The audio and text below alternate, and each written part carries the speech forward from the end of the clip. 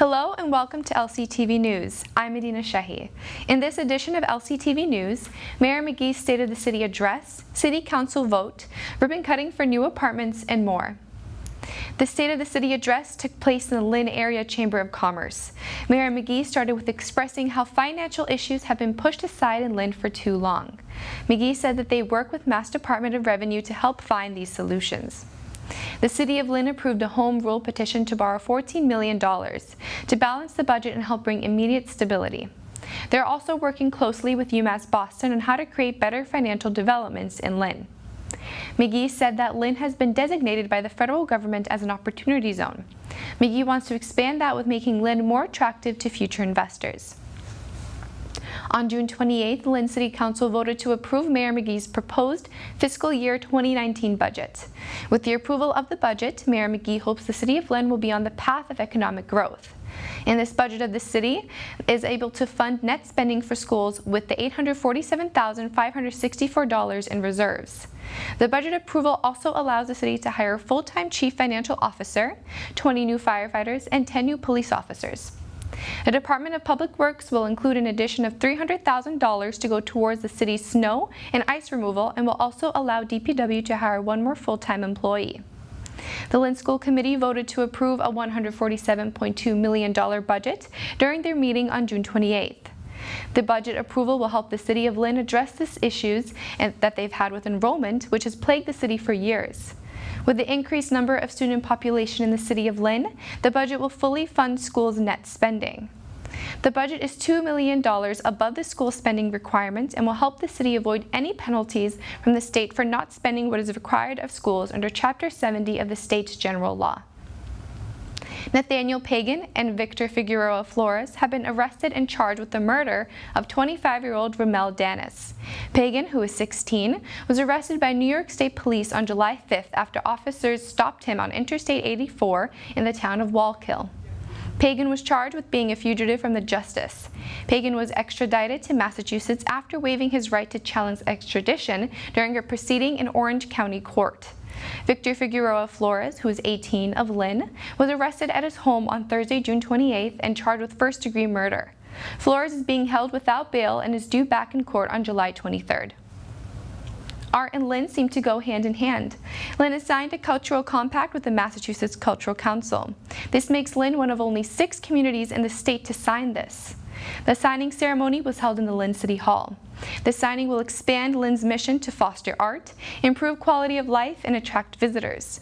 Massachusetts Cultural Council's Executive Director Anita Walker, Mayor Thomas McGee, Director of the Downtown Lynn Cultural District Carolyn Cole, and Chair of the Lynn Cultural Council Aaron Libber signed the compact. Executive Director of the Lynn Museum Lynn Arts Drew Russo spoke at the signing and said, "What a breath of fresh air it is to have an administration that values to place art, history, and culture in our community." The grand opening of the Gateway North Apartments took place in Lynn on June 26. This brings 71 new, more luxury-style units to Lynn, where 63 are affordable. It was also a ribbon-cutting ceremony that included Massachusetts Governor Charlie Baker, Mayor Thomas McGee, Secretary of Housing and Development Jay Ash, Hub Holdings LLC of Boston, and the Neighborhood Development Associates of Lynn. This combines luxury with affordability for Lynners. On June 27th, USPS opened a new store on the side of Market Basket on 40 Federal Street in Lynn. A ribbon-cutting ceremony also took place at the front of the store, with an addition to an unveiling of a new post stamp. Customers got to enjoy popsicles and cake at this grand opening. The City of Lynn honored the veterans who served for and died in the Korean War during a ceremony held at Lynn City Hall. They wanted to honor the veterans at the 65th anniversary of the Korean War. On this week's Community Connector, we highlight the 4th of July celebration on Lynn Beach.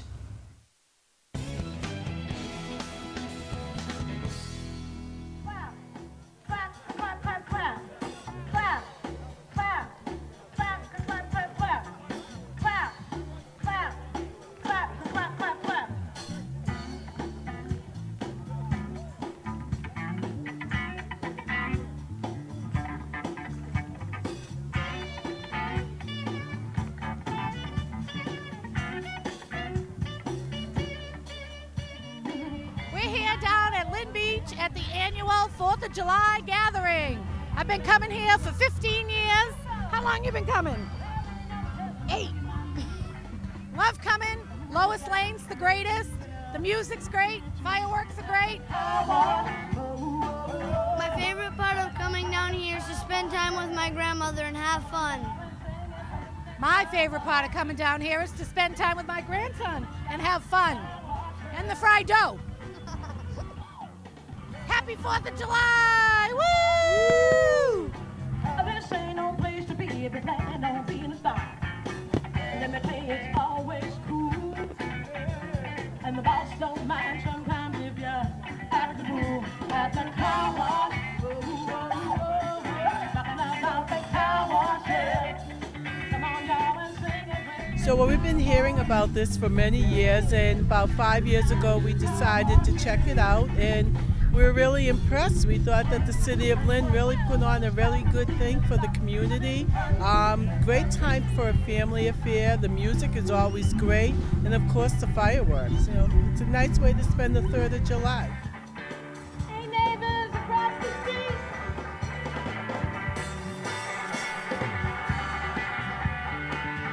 Hey, Bobby. Hey, Batman.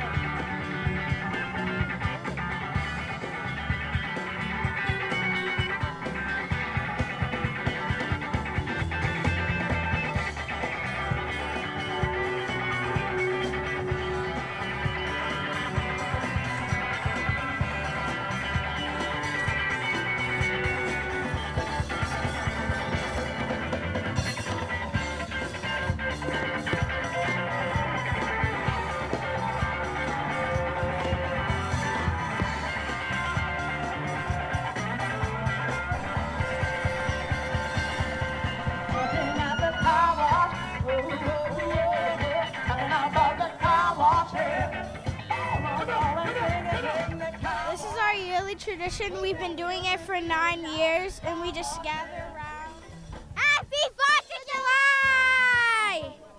Crowds never seem to stop coming, work and work. He goes down to the team, tell me, work and work. My fingers to the bone. If I ever can't wait, just time to go home. Hey, get your car washed ready. Feel that thing you don't have to pay. Come on and give us a chance. Get lost, run away.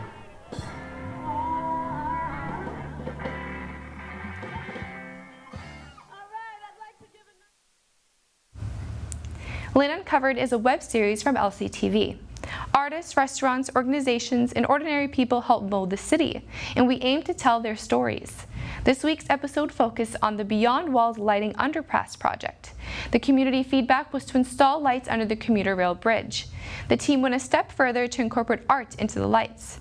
The lights were installed under the commuter rail bridge at Central Square, Washington Street, and Market Street. Here's this week's episode of Lynn Uncovered.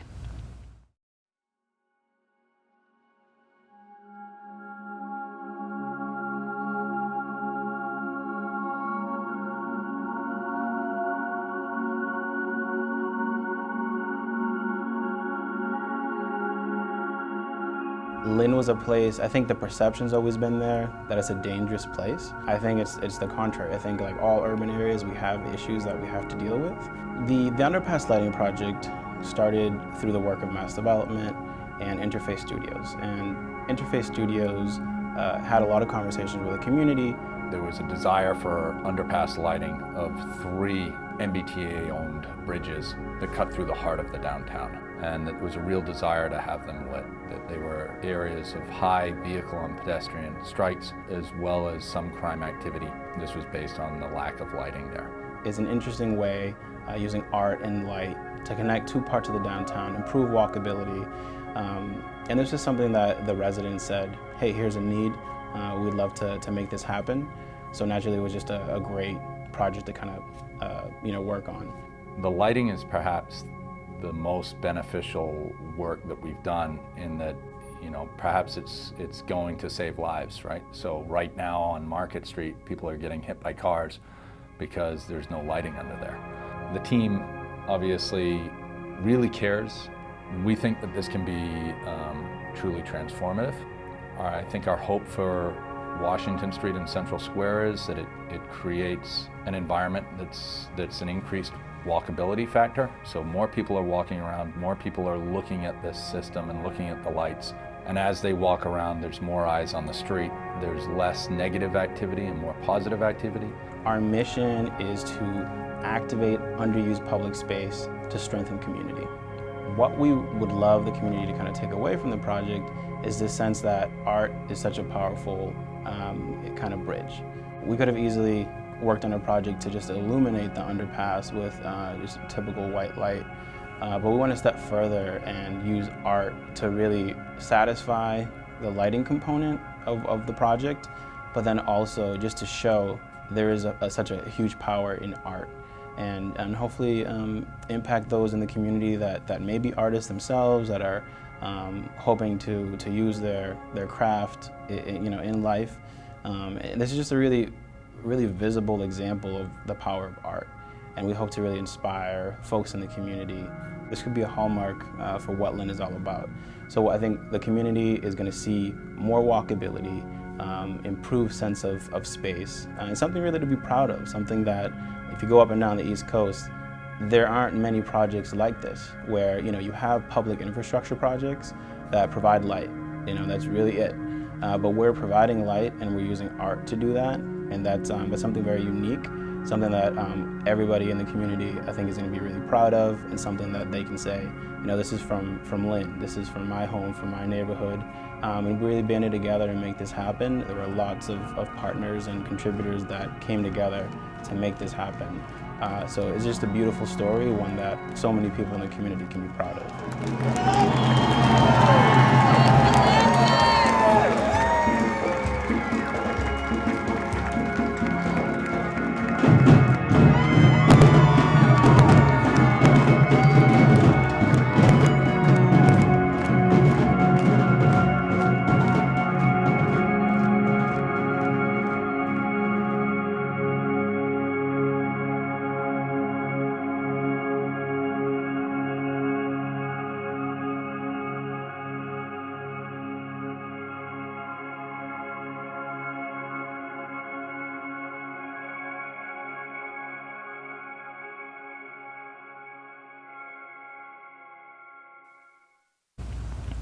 Mayor McGee sat down with LCTV to update residents on events and projects happening in the community. Here's Mayor McGee with the city update. Hi, this is Mayor Tom McGee, and I hope you had a great 4th of July holiday with your family. A lot of events through the city, whether it be parades, block parties, gatherings with neighborhoods, a lot of fun things were going on. And culminating in the fireworks on the 3rd of July, which happened down at Red Rock Park. We had a great crowd, and similarly, at the same time, up at High Rock Tower, there was a reading of Frederick Douglass's speech, and a great opportunity to enjoy that. It's an 8-year tradition, and watch the fireworks from up at High Rock Tower. And I know there was a crowd in both up at High Rock Tower as well as Red Rock Park. And while I'd really like to thank all those that helped make it a reality, the Lynn Police, the Lynn Fire, the State Police, DCR, and all the people that helped raise the money to make sure the fireworks were a great success. So again, I hope you had a great holiday and enjoyed the events throughout the city with your family and neighbors. Happening this summer, there's a lot of things that will be happening, free events that will be happening down at Red Rock Park starting on July 5th through August 24th. There'll be concerts every Thursday night. They start at 6 o'clock. Come on down with your family and enjoy a beautiful setting with great music. And again, it's free family fun down at Red Rock Park. On July 28th, there will be a Children's Day starting at 11 a.m. Opportunity for children to be down there. And at 2 o'clock, there'll be a concert directly geared towards young people. So it's a great day to get down at Red Rock Park, spend some time, enjoy the location, and enjoy the concert at 2 o'clock. On August 28th at Red Rock Park, the movie A Wrinkle in Time will be shown. Again, it's free admission. Come on down. It starts at 8 p.m. again on August 28th. Goldfish Pond also has movie night, and that is happening on July 21st, Saturday, July 21st. The Disney movie Coco will be shown, and at 6 o'clock, starting at 6 o'clock, the events will be there, and there'll be boat rides available in Goldfish Pond. Come on down and enjoy the movie. The Gannon Golf Course has a summer program, summer clinic that is open to all young people in the community from ages 6 to 16. Starts at 8 o'clock in the morning till 9 o'clock. Golf clubs are available for those that don't have them. It's a great clinic, great opportunity to expose young people to the game of golf at a beautiful facility. The only thing you need to bring is water, and again, it's free, and it's a great opportunity to get kids into the game of golf early at a beautiful Gannon Golf Course. And finally, on July 28th at 8 p.m., we'll be showing at the Lynn Auditorium Yellow Submarine. It's 50 years since the release of the movie. An exciting time to go out to dinner before the movie and get to see a movie, a classic Beatles movie with a great soundtrack and a great sound system in the Lynn Auditorium. Again, so many things happening this summer, all free, mostly free, public events available for you and your families. Get out and enjoy them and enjoy the great things happening in the city of Lynn. Again, thanks for listening, and have a good day. Thank you. On this week's Lynn Lowdown, host Calvin Anderson sat down with George Weber of Northeast Legal Aid.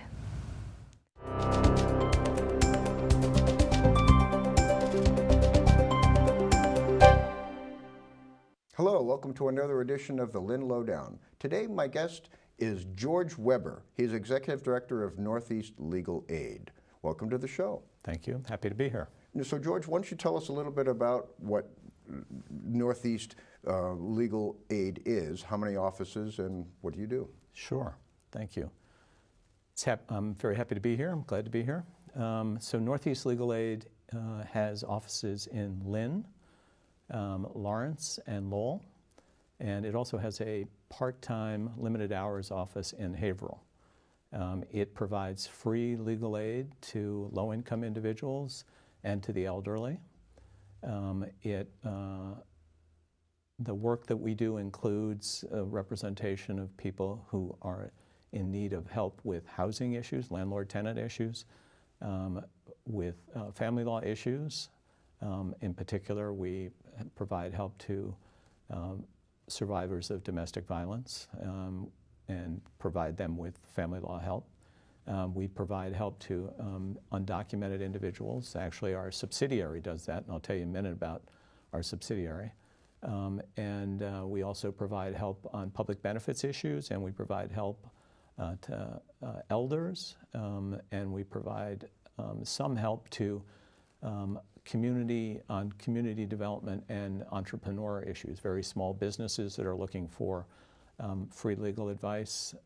We have a lawyer who provides that service.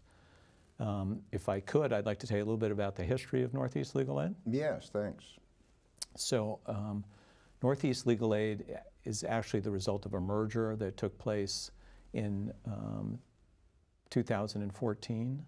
There used to be in this area a program called Neighborhood Legal Services, and there was an office in Lowell called Merrimack Valley Legal Services. And in 2014, the programs merged into a single organization called Northeast Legal Aid. And contemporaneously, a subsidiary of Northeast Legal Aid was created called Northeast Justice Center. And the reason for a subsidiary is because some of our funding has restrictions on it, and we give the subsidiary, Northeast Justice Center, just funds that have no restrictions. So that enables us to do all the work that we would like to do. I see. Now, what kind of restrictions and what type of cases are represented by this third entity? So to best understand that, it's helpful to know where we get our funding. So our funding comes principally from two sources. One is the state legislature, which provides us through an organization called the Massachusetts Legal Assistance Corporation, provides us with state funding. The federal funding comes to us through the Legal Services Corporation, and that funding has restrictions on it. It says that we cannot represent anyone who is not a legal resident of the United States. And it also says, among other things, that we can't do class actions. So in response to that, to make sure we are able to actually represent individuals who are not residents, legal residents of the United States, we have funding from the state that enables us to represent, through our subsidiary, Northeast Justice Center, represent people who are undocumented and also to do class actions. I see. So how do folks find you and present themselves, and how do you determine who's going to be the best fit for their needs? Yep. So we can be found by telephoning us. We can be found by online through Facebook, Twitter, and also at our website. And we can also be found through word of mouth in the community. Community organizations know us very well. We collaborate with dozens and dozens of community organizations in each of the communities in which there are offices and throughout northeastern Massachusetts. In fact, we serve 56 cities and towns including all of Essex County and plus some parts of northern Middlesex County.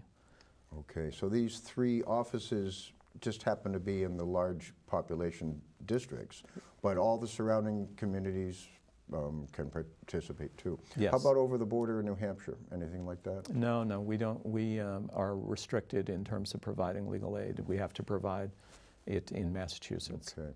Now, how do people find you? Do your cases usually people walking in? Do they present themselves first with a phone call? How do they Yeah, find usually you? they call our intake line, and that's how we find them. And you know, they also should know, your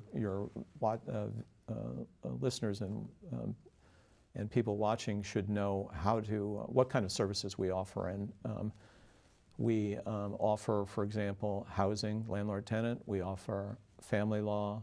We offer elder law, immigration law, consumer law, employment law, public benefits law, and also, as I mentioned previously, community development and entrepreneurship law. So if they have a problem in that area, they should either walk into one of our offices or give us a call. I know that this is a trend, and in fact our city of Lynn recently, back in the spring, passed a Wage Protection Act. Can you tell us a little bit about that? And are some of your clients coming in because of wage theft?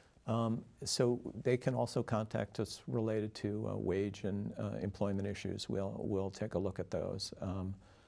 And we have lawyers that specialize in those issues. So you have 3 offices. Can you tell us where those are? We're going to try to put some graphics on the screen as well. But for example, where are the offices in Lynn, Lawrence? So the Lynn office is actually right above your offices here on Union Street. 181 Union Street. 181 Union Street. Our office in Lawrence is 50 Island Street in Lawrence, and our office in Lowell is on John Street in Lowell. Okay. So what do you suggest for people if they think they have a need? I mean, some people are a little apprehensive about reaching out to a lawyer for the first time. How do they understand that they might be in need of such assistance, and what's the first thing they usually do? Well, they should call our offices, and any of those 3 offices, and they'll be in contact with an intake worker who will determine whether or not the caller is presenting a problem that we're likely to be able to help with.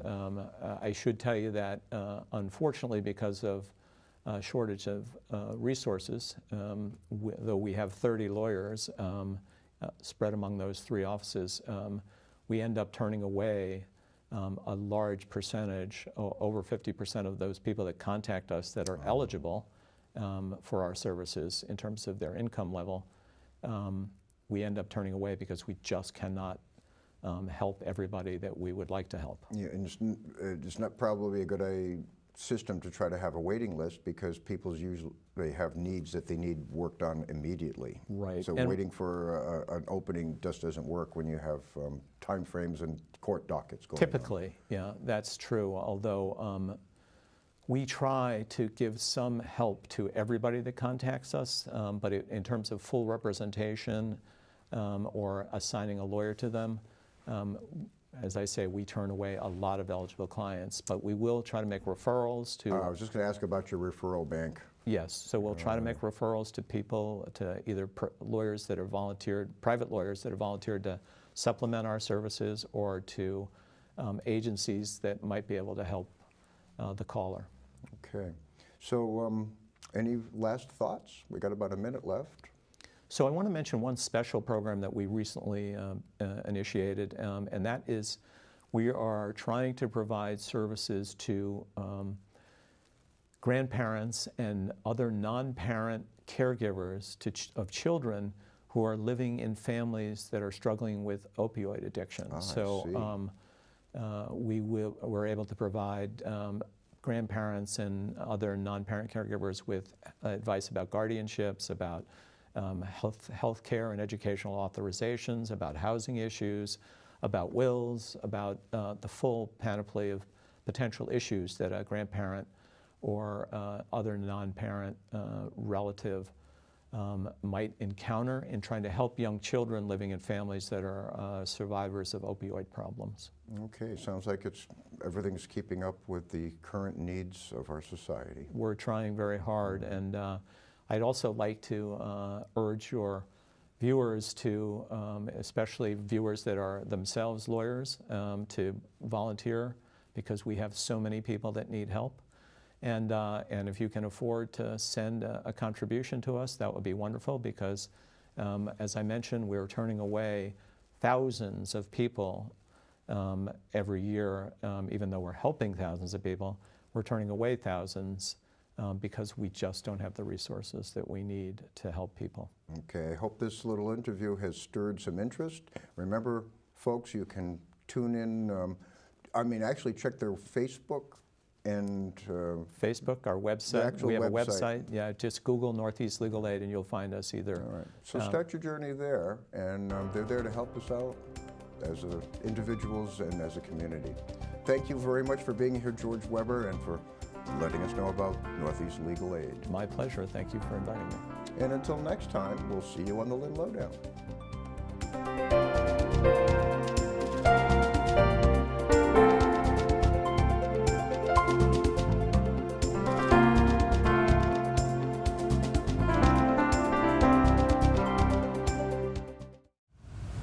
As part of LCTV's election coverage for the upcoming state representative race, LCTV invited all 3 candidates to film their candidate profiles.